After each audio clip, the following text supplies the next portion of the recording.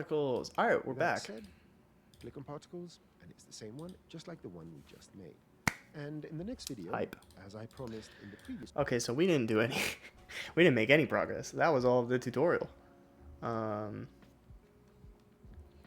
What we need to do is, so number 4 is what we did. This. in this video, we are going to create our first particle simulation. Yeah. And now things are going to be Right. Okay, so we're on number 5. Caching and rendering your first particles. Oh, we're already rendering. Shit, that's gonna melt my computer. Worth it. Caching and rendering. Cool. Now that we know how to make a very simple particle simulation by adding a couple of forces, animating their parameters, remember that, and then cloning some cubes on this, because this is just a bunch of cubes. In this video, I'm going to show you how to render your particles and cache them without the use of any cloner. So let me delete this clip. Right. And without touching anything else, let me go to Redshift and bring up the render view. Now let me go and Hey, we have that this time. and start the render view. And immediately you will see that we get whatever the frame is giving us. We see the particles. Now let me go a bit and zoom in here, and you will see these are little spheres. Little balls. It's too flat, so I'm just going to go and add a dome light and remove the background. That down here. Jesus. Okay. Wait. He's already kicking it off.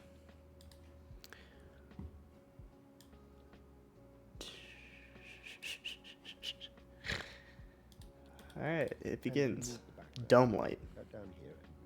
Dome light and zoom in here, and you will see these are little spheres. It's too flat, so I'm just going to go and add a dome light and. So this is lighting. Dome light. Oh! Remove the background. So go down here and remove the background. So Hold up. Oh, is mine so tiny? Why did I like mush this into the corner? He removed the background. And now, if we do RS render view and hit play,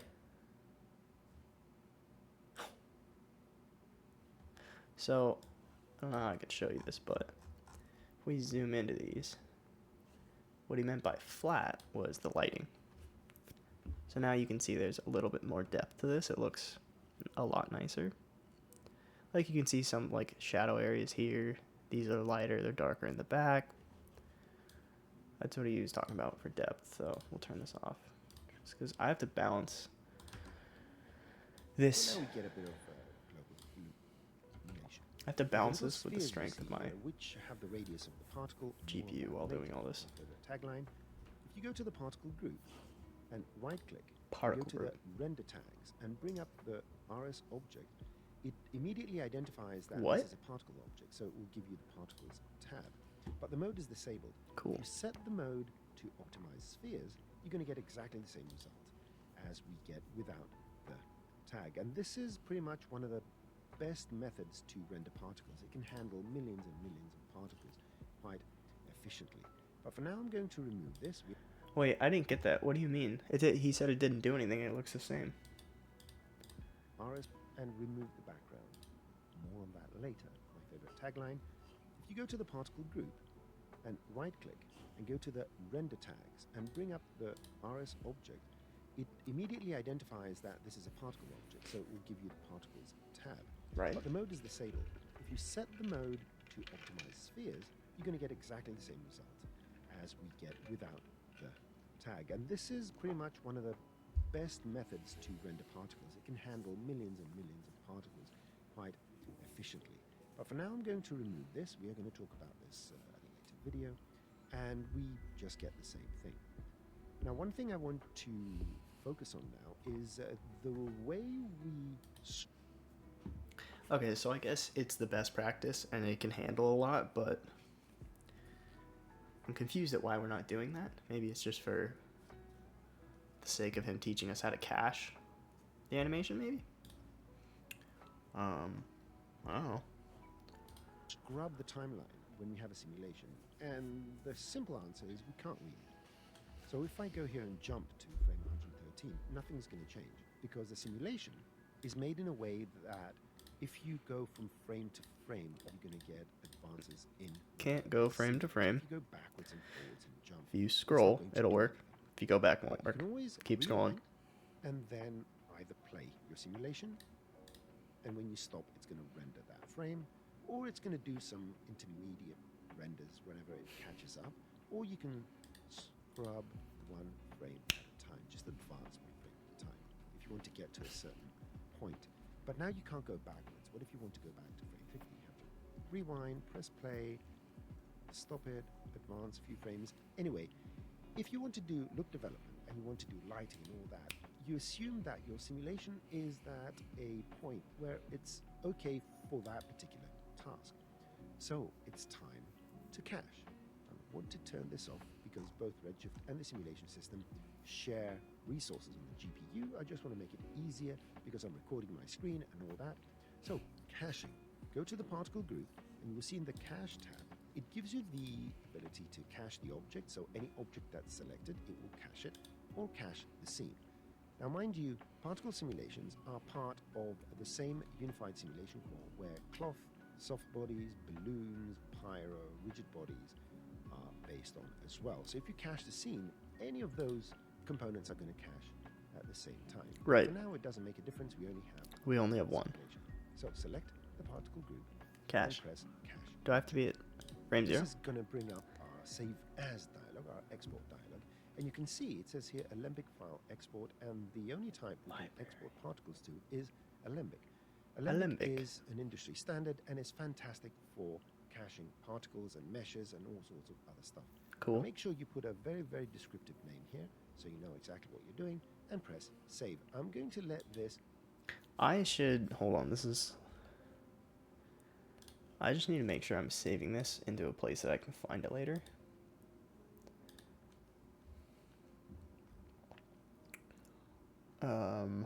Which would be...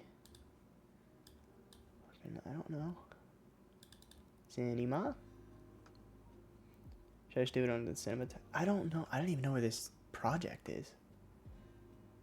Shit. Where is this file even saved to? Oh man. Oh man.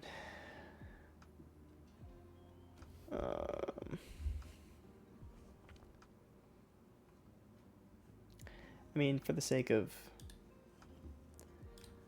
this tutorial, I guess it doesn't matter. Cache object. Cache object. I just don't like it when it gets all... Oh, it's under here. Oh, okay, then fuck it.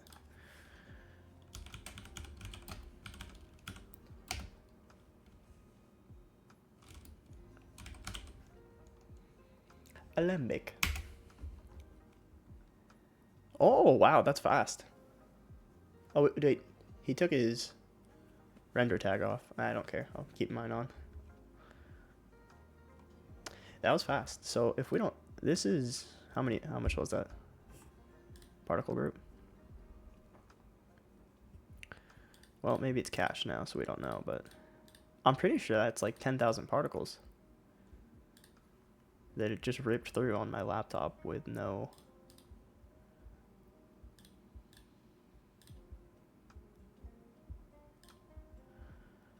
Okay, whatever. Cache in real time.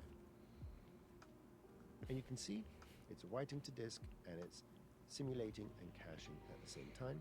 And I think that's acceptable for this amount of particles. Now, if you scrub, you can see everything you need to see in real time. What does stream bitrate mean? Is it laggy as fuck?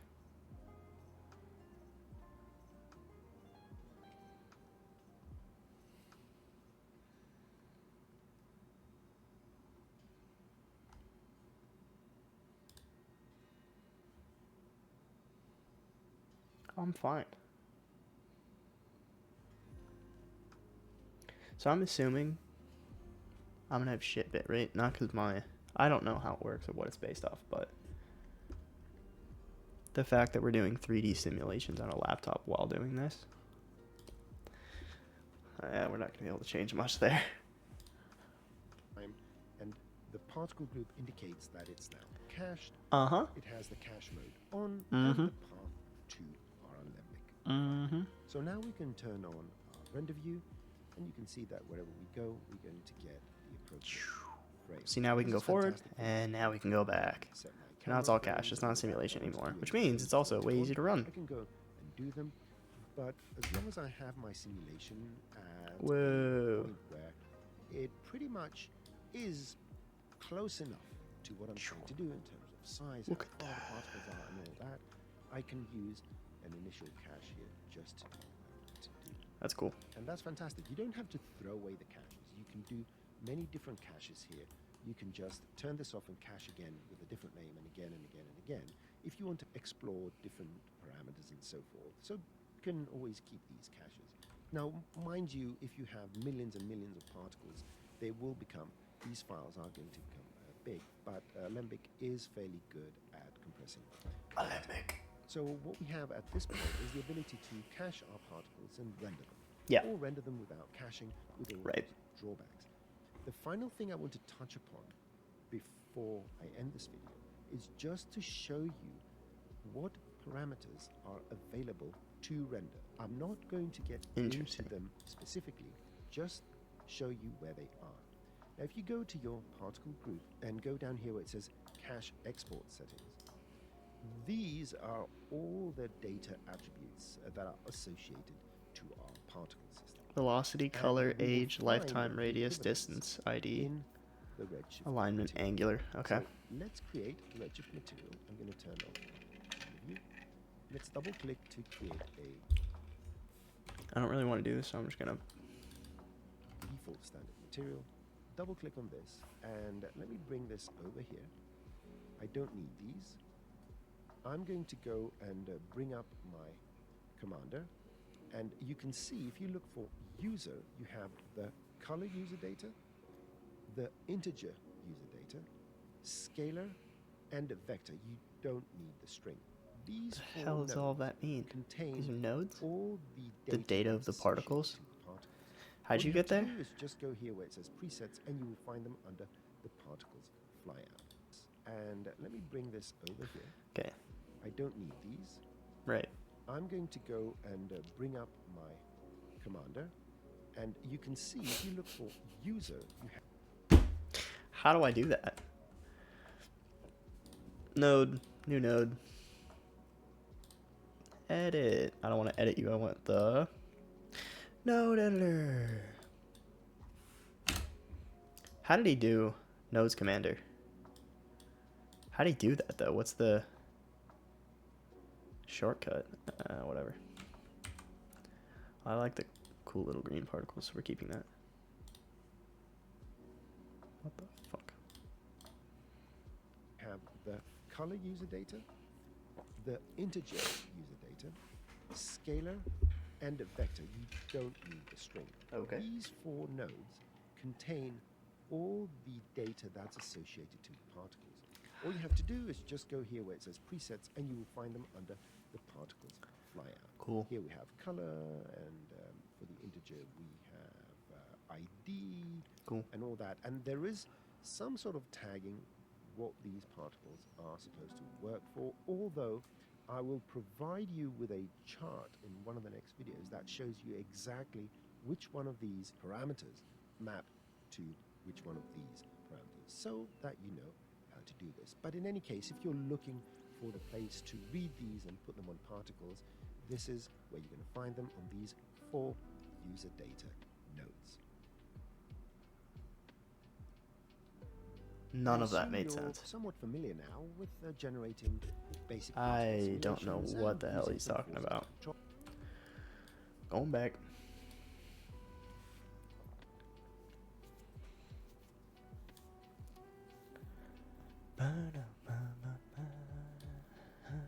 Them, Holy as well shit. as rendering some dots using Redshift. Now, it's very important to introduce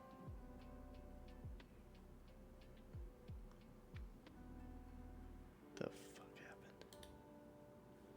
There you are.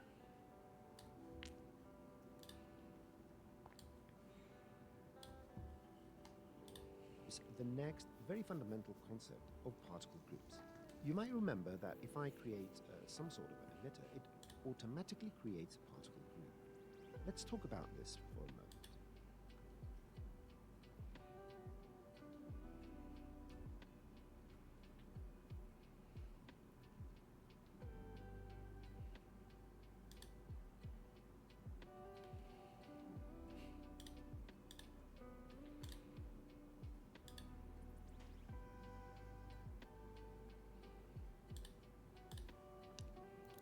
All right. On to the next video. I assume you're somewhat familiar now with generating basic particle simulations and using some forces to control them, as well as rendering some dots using Redshift. That Now, I can it's do. very important to introduce the next very fundamental concept of particle groups. You might remember that if I create some sort of emitter, it automatically creates a particle group. Yes. Let's talk about this for a moment. Okay. If you select the emitter, you will see that in the Wait, son of a bitch. See, this is what I was talking about. He made a new scene. Bastard. Alright, this is cool. See, I think he's just going through, like, walking you through the steps of particles. So, this is cool. I like the particles. I don't know if I want to just keep working out of this file or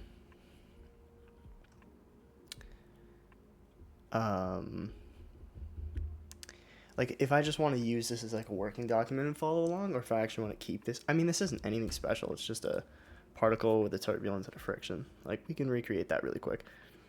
I think I'm just going to keep this scene as a working file, follow the series, and then at the end, we could do a little challenge of taking a product that I have and making a cool little animation with particles. So I think I'm going to just keep this as a working file, even though I really don't want to delete this because it looks so cool. And it's cached. That is really sick. I never got to do this in Blender. But like, dude, you could create such cool visuals with this. Like, as it plays. Yeah, it's sick. Alright. All our hard work